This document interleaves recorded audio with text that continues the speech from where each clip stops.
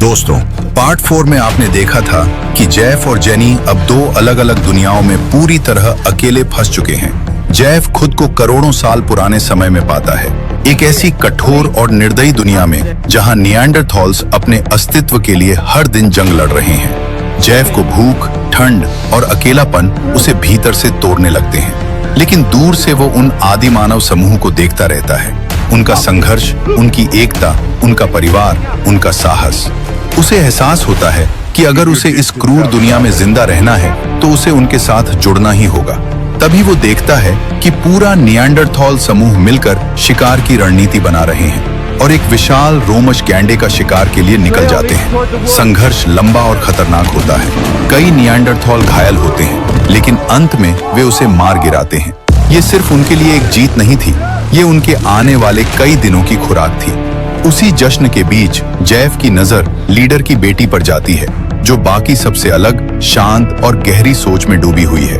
उसी पल उसके भीतर एक उम्मीद जन्म लेती है, शायद उसी के जरिए वो इस समुदाय का हिस्सा बन सके। उधर दूसरी तरफ जेनी पहुंच चुकी है डायनासोरों के युग में, एक घना भयावह जंगल जहां हर दिशा में मौत का साया है, भारी कदमों की गूंज है और विशाल जीव इस दुनिया पर राज कर रहे हैं।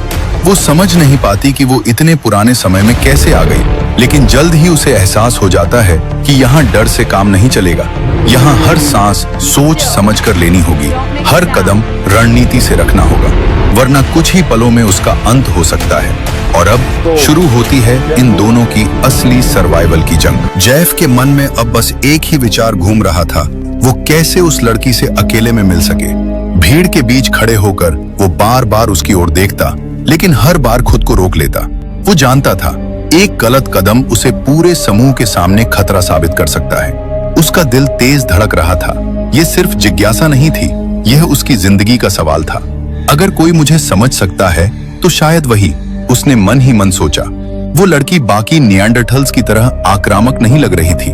उसकी आंखों में डर नहीं, बल्कि एक समझदारी थी, जैसे वो किसी को देखने से पहले सोचती समझती हो। जेफ जानता था सीधे उनके लीडर के सामने जाना ये आत्महत्या जैसा होगा, लेकिन अगर वो पहले उस लड़की का भरोसा जीत ले तो शायद उसके लिए इस क्रूर प्राचीन दुनिया में एक उम्मीद का दरवाजा खुल सकता है। अब उसे बस एक सही मौका चाहिए था जब वो उससे अकेले में बात करने की कोशिश कर सके। वे लोग उस गैंडे के शिकार के बाद काफी देर तक वहीं जश्न मनाते रहे। आग की लपटें ऊंची उठ रही थी। कुछ लोग जीत की खुशी में आवाजें निकाल रहे थे, तो कुछ घायल साथियों की देखभाल कर रहे थे। लेकिन ये खुशी ज्यादा देर तक नहीं चल सकती थी। धीरे धीरे लीडर ने संकेत दिया, अब समय है लौटने का। तुरंत ही सबने गंभीरता से तैयारी शुरू कर दी। मजबूत आदि मानव गैंडे के भारी शरीर के पास इकट्ठा हुए। कुछ ने मोटी लकड़ियां इकट्ठी की और कुछ रस्सियों जैसी बेलें लेकर आए। वे उस विशाल गैंडे को अपनी गुफा के पास ले जाने की तैयारी कर रहे थे, ताकि वहां सुरक्षित जगह पर उसका मांस बांटा जा सके। गैंडा इतना भारी था कि उसे खींचने में कई लोगों को मिलकर जोर लगाना पड़ रहा था।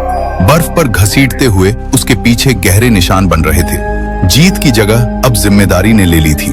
जेफ दूर खड़ा ये सब देख रहा था।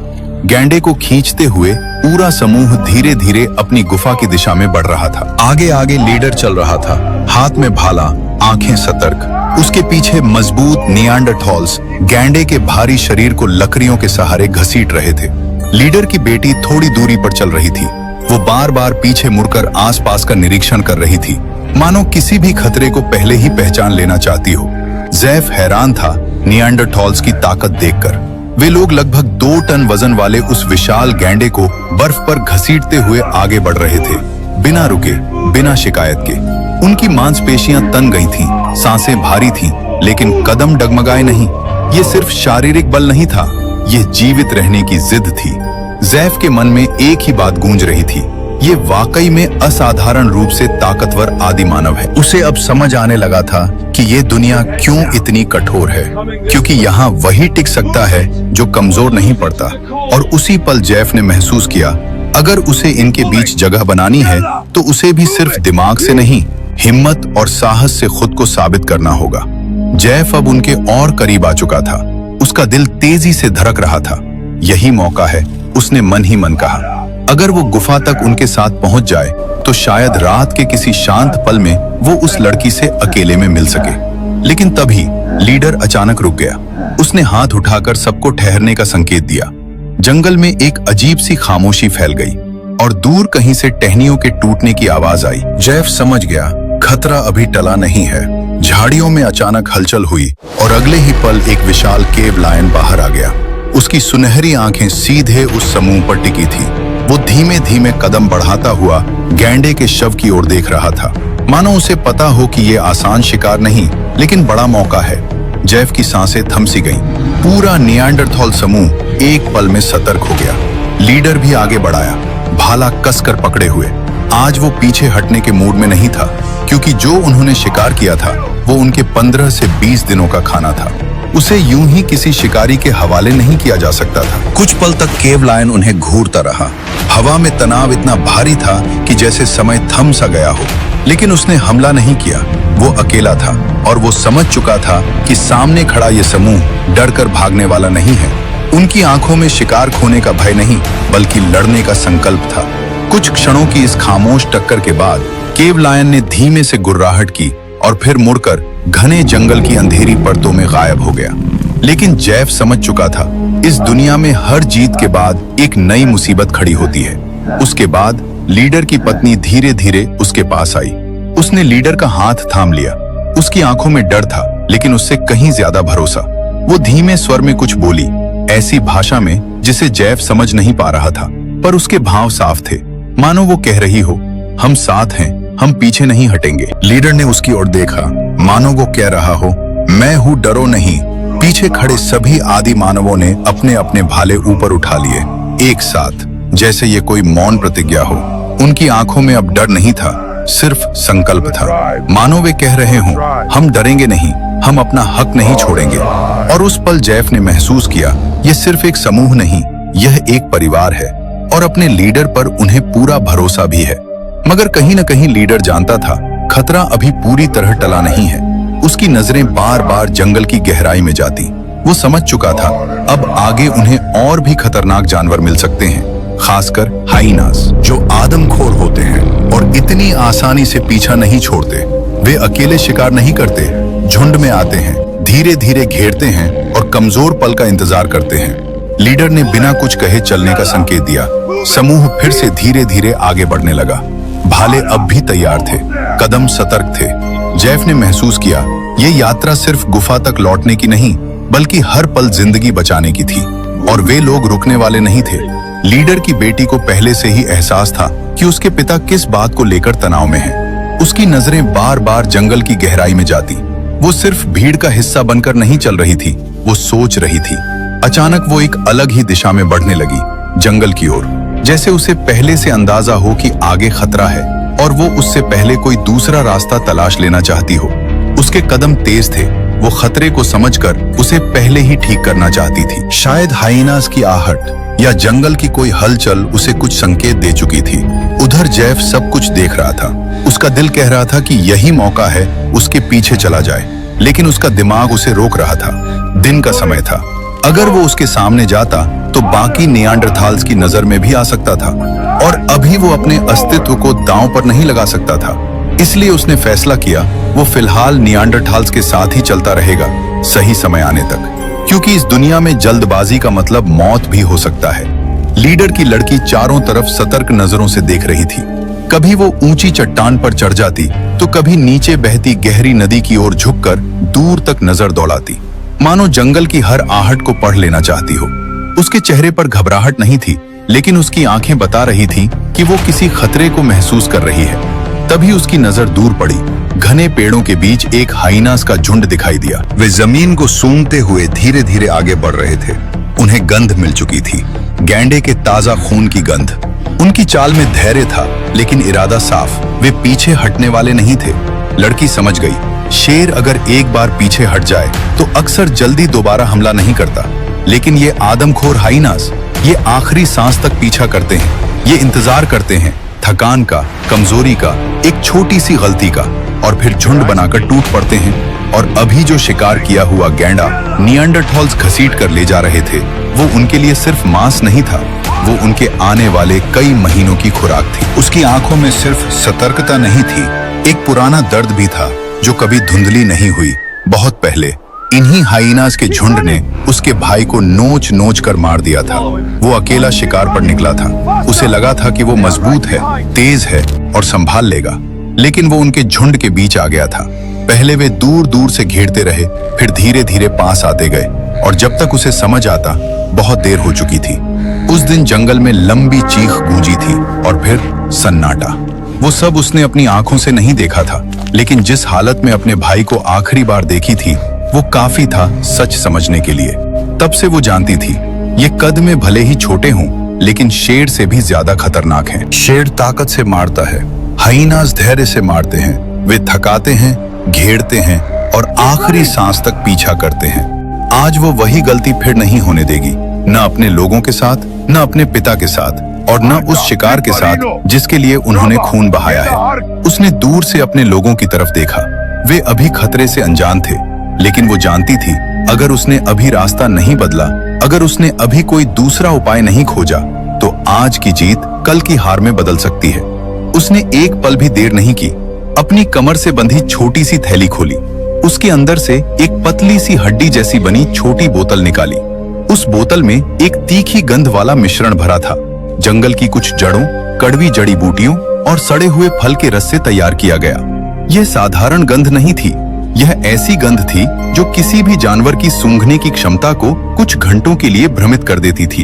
अगर कोई शिकारी इसे गहराई से सूंघ ले तो उसकी सूंघने की ताकत अस्थायी रूप से कमजोर पड़ जाती। उसने झुककर बोतल का ढक्कन खोला, फिर उसने सावधानी से एक लंबी रेखा खींचनी शुरू की, बर्फ पर, झाड़ियों के किनारे और उस दिशा में जहां से हाइनास बढ़ रहे थे। वो सीधी रेखा नहीं थी, बल्कि वो एक ऐसी गंध की सीमा थी जिसे पार करते ही शिकारी भ्रमित हो जाते। वो जानती थी ये उन्हें हमेशा के लिए नहीं रोकेगा, लेकिन इतना जरूर करेगा कि उनका पीछा धीमा पड़ जाए। और अभी उन्हें बस समय चाहिए था। और आखिरकार लंबी और सतर्क यात्रा के बाद वे लोग शाम होते होते अपनी गुफा के पास पहुंच गए। आसमान हल्का धुंधला पड़ चुका था।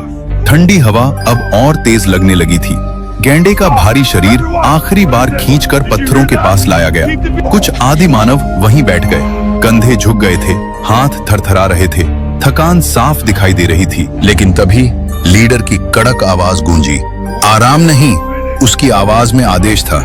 उसने सबकी ओर देखा, एक एक की आंखों में। हमें आगे का काम पूरा करना होगा, क्योंकि उनकी रहने वाली गुफा अलग थी और खाने को सुरक्षित रखने की जगह एक अलग गुफा में थी।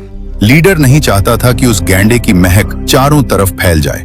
खून की गंध दूर दूर तक जाती है और जंगल के शिकारी उसे अनदेखा नहीं करते। अगर मांस यहीं छोड़ दिया गया तो रात होते होते हाइनास, भेड़िए या कोई और शिकारी गुफा तक पहुंच सकता था। इसलिए लीडर ने तुरंत कुछ लोगों को संकेत दिया, गैंडे को सीधे उस अलग गुफा की ओर ले जाया जाए जहां मांस को सुरक्षित रखा जा सके। थके हुए होने के बावजूद किसी ने विरोध नहीं किया, क्योंकि वे जानते थे इस दुनिया में आराम बाद में आता है, सुरक्षा पहले। जैफ ये सब कुछ दूर से देख रहा था, हर भाव, हर संकेत को समझने की कोशिश करते हुए। तभी लीडर अपनी बेटी के पास गया। उसने उसके कंधे पर हाथ रखा, फिर हल्के से सिर हिलाया जैसे उसे शाबाशी दे रहा हो। उसकी आंखों में गर्व साफ था। आज अगर हाइनास देर से पहुंचे थे तो उसमें उसकी बेटी की सूझबूझ का बड़ा हाथ था।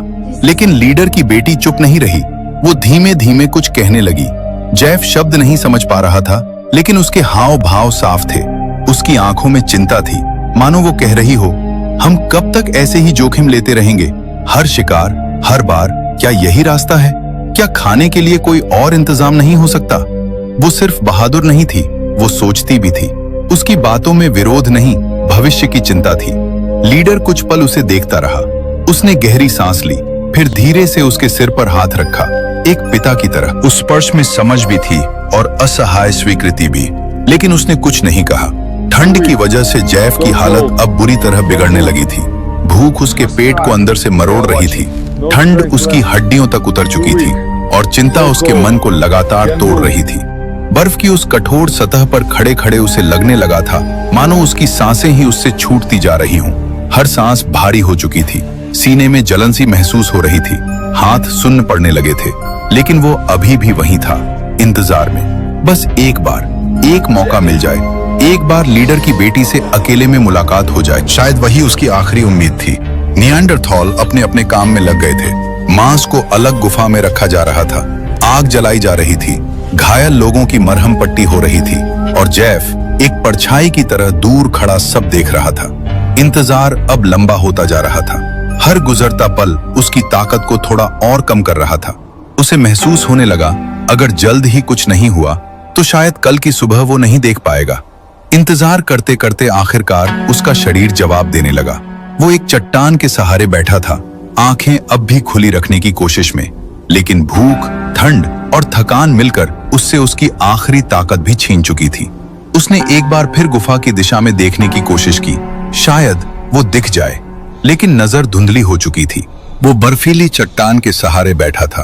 ठंडी हवा उसके चेहरे को मानो काट सी रही थी, लेकिन अब उसे उसका दर्द भी ठीक से महसूस नहीं हो रहा था।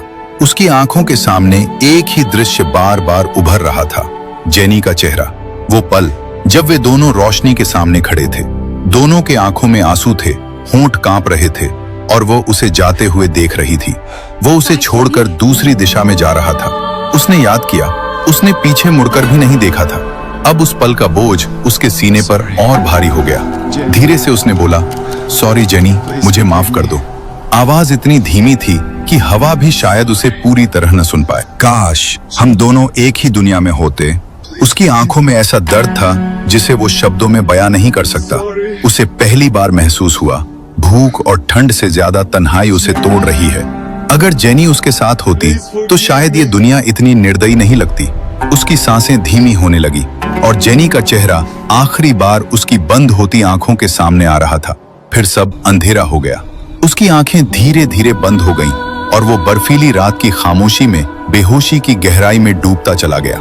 अगली सुबह सूरज खुलकर निकला था। सफेद बर्फ पर उसकी सुनहरी रोशनी फैल चुकी थी। आसमान साफ था। हवा में एक अजीब सी शांति थी, मानो कल कुछ हुआ ही न हो। जंगल स्थिर था, न कोई गुर्राहट, न कोई हलचल। धीरे धीरे जेफ की आंखें खुलने लगी। पहले उसे सिर्फ धुंधली रोशनी दिखाई दी, फिर उसे गर्मी का हल्का एहसास हुआ। उसने पलकें झपकाईं। वो बर्फ पर नहीं था, वो एक गुफा के अंदर था। उसके सामने धीमी धीमी आग जल रही थी। उसे कुछ समझ नहीं आ रहा था, आखिर हुआ क्या है? वो यहाँ कैसे आया? किसने उसे उठाकर इस गुफा के अंदर लाया? तभी गुफा के अंदर वही लड़की धीरे धीरे उसके पास आई। आग की रोशनी उसके चेहरे पर पड़ रही थी। उसकी आंखें शांत थीं, लेकिन उनमें सवाल भी थे। वो उसके पास बैठ गई। कुछ पल तक बस उसे देखती रही, मानो यकीन कर रही हो कि वो सच में होश में है। फिर उसने अपनी भाषा में धीरे धीरे बोलना शुरू किया। जेफ शब्द नहीं समझ पा रहा था, लेकिन उसके इशारे साफ थे। वो हाथ से ऊपर की ओर इशारा कर रही थी, बर्फ की चोटी की दिशा में। फिर उसने जमीन पर लेटे हुए किसी की मुद्रा बनाई और उसके बाद गुफा की ओर इशारा किया। बीच में उसने हल्की सी सीटी जैसी आवाज निकाली और बाहर की तरफ देखा।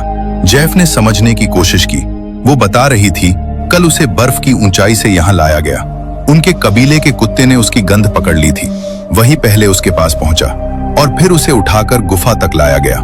लड़की की आवाज में न डर था न गुस्सा, बस जिज्ञासा थी, मानो वो पूछ रही हो, तुम कौन हो? जेफ घबराया हुआ था। वो जल्दी जल्दी कुछ समझाने की कोशिश करने लगा, अपने हाथों से इशारे करता हुआ, कभी अपने सीने की ओर इशारा करता, कभी बाहर की दिशा में।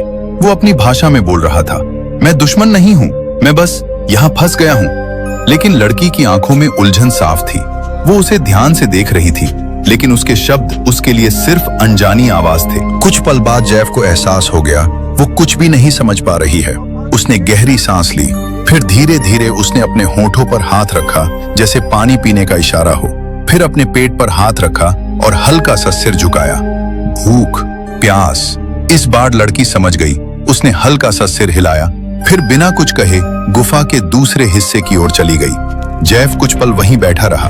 उसका शरीर अब भी कमजोर था, लेकिन भीतर कहीं एक अजीब सी राहत थी। उसे मारा नहीं गया था, वो जिंदा था। धीरे धीरे वो उठने की कोशिश करने लगा। तभी वो लड़की फिर से गुफा के भीतर आई। उसके हाथ में एक मोटी हड्डी जैसी बनी हुई कटोरी थी, जिसमें पानी भरा हुआ था। दूसरे हाथ में उसने किसी जानवर का ताजा मांस पकड़ा हुआ था, अभी पूरी तरह पका नहीं, हल्का सा कच्चा। वो उसके पास आकर बैठ गई। धीरे से उसने वो हड्डी उसके सामने रख दी। जेफ ने कांपते हाथों से उसे उठाया। गला सूख चुका था। उसने किसी तरह पानी पी लिया, ठंडा लेकिन जीवन देने वाला। पानी भीतर उतरते ही उसे थोड़ा सहारा मिला। फिर उसकी नजर उस मांस पर गई। उसने उसे हाथ में लिया, लेकिन खाया नहीं। कच्चे खून की हल्की गंध अब भी उसमें से आ रही थी। उसने आज तक ऐसा खाना नहीं खाया था।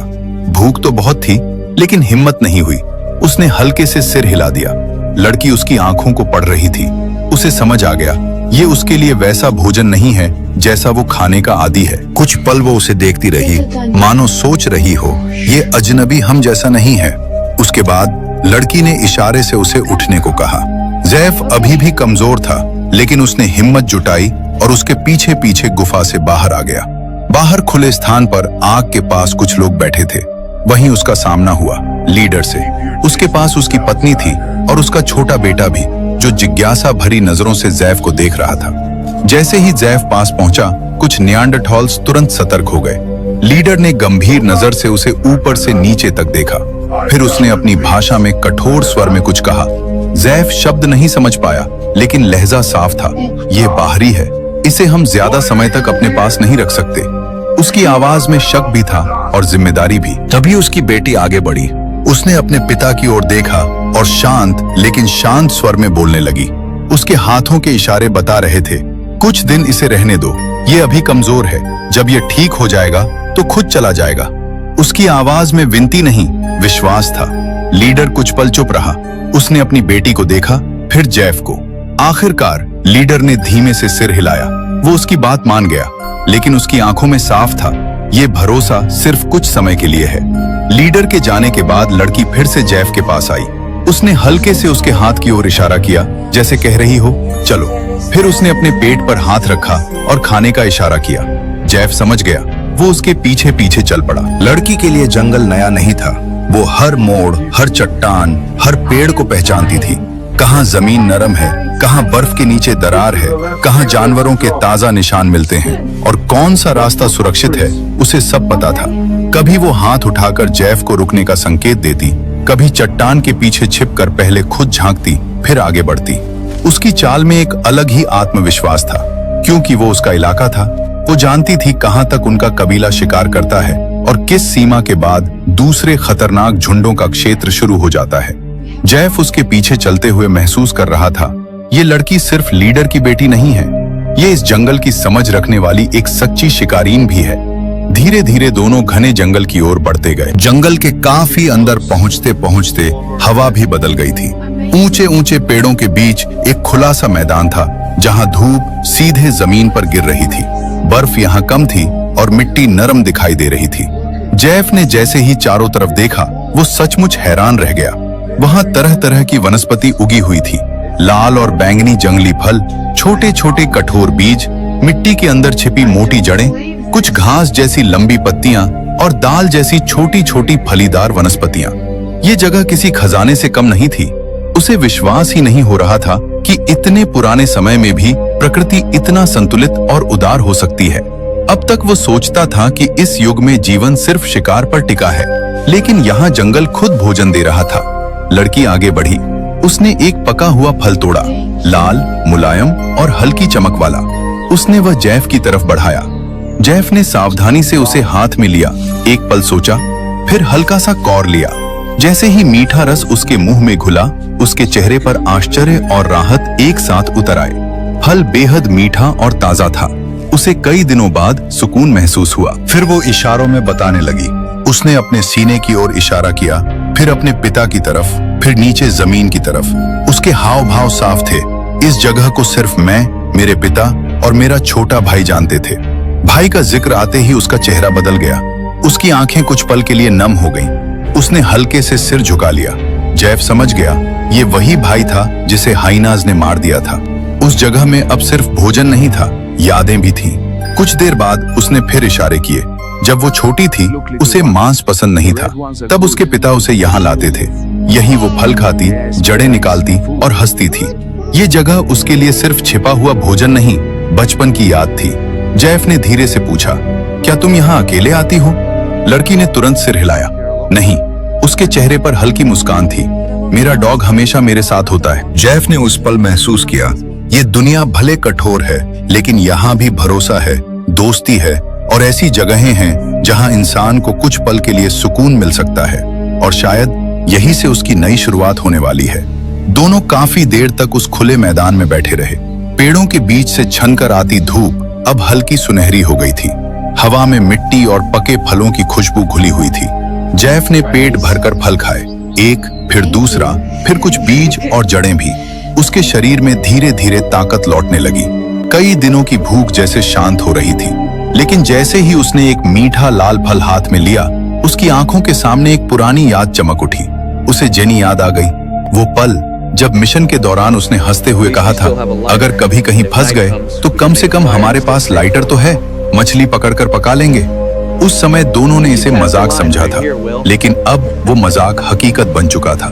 जैफ का दिल हल्का सा भारी हो गया। वो सोचने लगा, क्या जेनी सच में कहीं आग जला पा रही होगी? क्या वो सुरक्षित होगी? और तभी कहानी मुड़ती है जेनी की ओर। डायनासोरों के उस भयानक युग में जेनी ने हार नहीं मानी थी। शुरुआत में वो डरी हुई थी, लेकिन धीरे धीरे उसने उस दुनिया को समझना शुरू कर दिया। उसने एक बहुत बड़ी और ऊंची चट्टान के ऊपर अपना ठिकाना बना लिया था। नीचे से देखने पर वो चट्टान सीधी और फिसलन भरी थी, इसलिए कोई बड़ा जानवर आसानी से ऊपर नहीं चढ़ सकता था। उसने टूटे हुए पत्थरों और मोटी डालियों से एक छोटा सा घेरा बना लिया था, ताकि रात में सोते समय उसे थोड़ा सहारा मिल सके। हर सुबह सूरज निकलते ही वो सावधानी से नीचे उतरती, चारों तरफ ध्यान रखती, कहीं पास में कोई विशाल जीव तो नहीं। फिर वो जंगल के उस आखिरी छोर तक जाती, जहां एक चौड़ी और गहरी नदी बहती थी। वहां पानी साफ था और मछलियां दिखाई देती थीं। जेनी ने लकड़ी को नुकीला बनाकर एक साधारण भाला तैयार कर लिया था। वो घंटों पानी में खड़ी रहती, सही पल का इंतजार करती, फिर अचानक वार करती। कभी उसे सफलता मिलती, कभी खाली हाथ लौटना पड़ता। उसकी किस्मत इतनी खराब भी नहीं थी। जैफ का लाइटर उसके पास था। शाम होते ही वो सूखी घास और पत्तियां इकट्ठा करती, पत्थरों से हवा रोकने की कोशिश करती और लाइटर से छोटी सी आग जला देती। जब पहली बार उसने मछली पकाकर खाई थी तो उसकी आंखों में आंसू आ गए थे, क्योंकि उसे जैफ की वही मजाक वाली बात याद आ गई थी। लेकिन उसके मन में एक सवाल हर रात उठता, ये लाइटर कब तक चलेगा? अगर एक दिन उसमें चिंगारी न निकली तो क्या वो बिना आग के इस डायनासोरों की दुनिया में जिंदा रह पाएगी? ऊपर चट्टान पर बैठी वो कभी कभी दूर तक देखती, घने जंगल, विशाल परछाइयां और कभी कभी दूर चलते बड़े जीव। हर दिन एक नई परीक्षा था। लेकिन जेनी अब सिर्फ डर नहीं रही थी, वो सीख रही थी। वो इस प्राचीन दुनिया के साथ खुद को ढाल रही थी। और कहीं दूर दूसरे समय में जैफ भी जीना सीख रहा था। दो अलग दुनिया और दोनों का अलग अलग संघर्ष। लड़की को अब जैफ के साथ रहना अच्छा लगने लगा था। वो उसे सिर्फ एक बाहरी इंसान की तरह नहीं देख रही थी, बल्कि एक ऐसे व्यक्ति की तरह जो इस दुनिया में टिकने की कोशिश कर रहा है। और जैफ भी अब ये नहीं चाहता था कि वो नियांडरथाल के इस समुदाय से दूर रहे। उसे समझ आ गया था, अगर उसे इस समय में जिंदा रहना है तो यही उसका एकमात्र सहारा है। लड़की ने उसकी ओर देखा। उसकी आंखों में सवाल था और थोड़ी चिंता भी। वो जानती थी, अगर वो अकेला इस जंगल में छोड़ दिया गया तो कुछ ही दिनों में या तो भूख या कोई शिकारी उसका अंत कर देगा। अचानक लड़की ने झुककर बर्फ पर एक लंबी रेखा खींची। फिर उसने उस रेखा के एक सिरे पर एक छोटा सा निशान बनाया और दूसरे सिरे पर भाले का इशारा किया, मानो पूछ रही हो, क्या तुम शिकार कर लोगे? जैफ ने कुछ पल बर्फ की उस रेखा को देखा, फिर उसने अपने हाथों की ओर देखा, कमजोर, कांपते हुए। उसने धीरे से सिर हिलाया, मैं शिकार नहीं कर पाऊंगा। उसने इशारों में समझाने की कोशिश की, वो ताकतवर नहीं है, वो उनके जैसा नहीं है। लड़की का चेहरा गंभीर हो गया। उसने साफ इशारे में कहा, सीखना होगा। उसकी आवाज कठोर नहीं थी, लेकिन सच्ची थी, वरना तुम मर जाओगे। फिर उसने अपने पिता की दिशा में इशारा किया, मेरे पापा तुम्हें अपने समुदाय में तब तक नहीं अपनाएंगे जब तक तुम खुद को साबित नहीं करोगे। उसके शब्दों में कोई दुश्मनी नहीं थी, सिर्फ नियम था, इस दुनिया का नियम। यहाँ कोई दया पर नहीं जीता, यहाँ जीने के लिए लड़ना सीखना पड़ता है। जैफ ने गहरी सांस ली। अब उसे समझ आ गया था, सिर्फ बच जाना काफी नहीं है, उसे इस दुनिया का हिस्सा बनना होगा। जैफ ने अचानक आगे बढ़कर उसका हाथ पकड़ लिया। उसकी पकड़ अभी भी कमजोर थी, लेकिन उस कमजोरी के भीतर एक जिद छिपी हुई थी। उसकी आंखों में डर भी था और उम्मीद भी। उसने जल्दी जल्दी इशारों में कहा, मुझे एक मौका चाहिए, बस एक मौका। मैं शिकार करूंगा, मैं कोशिश करूंगा। उसकी सांसें तेज थीं, लेकिन इस बार वो भागना नहीं चाहता था, वो इस दुनिया से लड़ना चाहता था। लड़की कुछ पल चुप रही। उसने उसकी आंखों में देखा, जैसे वो समझने की कोशिश कर रही हो कि यह हिम्मत सच्ची है या सिर्फ मजबूरी। फिर उसने धीरे से सिर हिलाया। उसने इशारों में बताया, मैं अपने पापा से बात करूंगी। उसने हाथों से बड़ा सा गोला बनाकर गैंडे की ओर इशारा किया, फिर अपने कबीले की तरफ। मतलब साफ था, अभी उन्होंने बड़ा शिकार किया है, अभी तुम्हारे पास समय है। उसने बर्फ पर भाले का निशान बनाया, फिर अगली दिशा में एक लंबी रेखा खींची, जैसे अगली यात्रा दिखा रही हो। जब अगली बार वे शिकार पर जाएंगे, तुम्हें उनके साथ जाना होगा। उसके चेहरे पर सख्ती नहीं थी, लेकिन सच्चाई थी। अगर तुमने खुद को साबित नहीं किया, तो पापा तुम्हें कभी अपना नहीं मानेंगे। ज़ैफ ने गहरी सांस ली और हल्का सा सिर हिला दिया। अब वो समझ चुका था, ये सिर्फ सीखने की बात नहीं है, ये उसकी जिंदगी का फैसला है। अगर वो सफल हुआ तो उसे एक जगह मिलेगी, अगर नहीं तो वो फिर अकेला रह जाएगा। धीरे धीरे दोनों वापस गुफा की तरफ चल पड़े। उधर हम देखते हैं कि जेनी हर दिन की तरह आज भी बहुत सुबह उठ चुकी है। आसमान हल्का नीला है, सूरज की किरणें अभी पेड़ों की ऊंचाई को छू रही हैं। रात की नमी अब भी हवा में है। वो अपनी ऊंची चट्टान से धीरे धीरे नीचे उतरती है। उसके हाथ में वही नुकीली लकड़ी है जिसे उसने भाले जैसा बना लिया है। अब उसके कदम पहले जैसे डरे हुए नहीं हैं। वो सतर्क है, लेकिन मजबूत भी। हर दिन की तरह वो नदी की ओर बढ़ रही थी, जहां से वो मछलियां पकड़ती है। लेकिन आज उसके मन में एक अलग विचार आया। उसने रुककर जंगल की दूसरी दिशा में देखा। अगर उधर जाऊं तो शायद वहां पानी का कोई और स्रोत हो, शायद ज्यादा मछलियां मिले, शायद कोई बेहतर जगह मिल जाए। थोड़ा सोचकर उसने दिशा बदल दी। जंगल इस ओर और घना था। पेड़ों की जड़ें बाहर निकली हुई थी। जमीन पर गिरे पत्तों की मोटी परत थी। हर कदम रखते समय वो ध्यान रख रही थी कि कोई आवाज न हो। पक्षियों जैसी अजीब आवाजें दूर से सुनाई दे रही थी। हवा भारी थी और थोड़ी अलग भी। वो अभी ज्यादा दूर नहीं गई थी, तभी अचानक सामने की झाड़ियों में हलचल हुई। जेनी का कदम वहीं रुक गया। उसकी सांसें गले में ही अटक सी गई। धीरे धीरे झाड़ियों के पीछे से एक विशाल शरीर दिखाई दिया। एक बहुत बड़ा डायनासोर। उसकी ऊंचाई इतनी थी कि उसकी गर्दन पेड़ों की ऊपरी शाखाओं तक पहुंच रही थी। उसके भारी पैर जमीन पर टिकते तो मिट्टी दब जाती। उसकी सांसों की आवाज तक सुनाई दे रही थी। कुछ पल के लिए जेनी को सच में लगा, आज शायद वो बच नहीं पाएगी।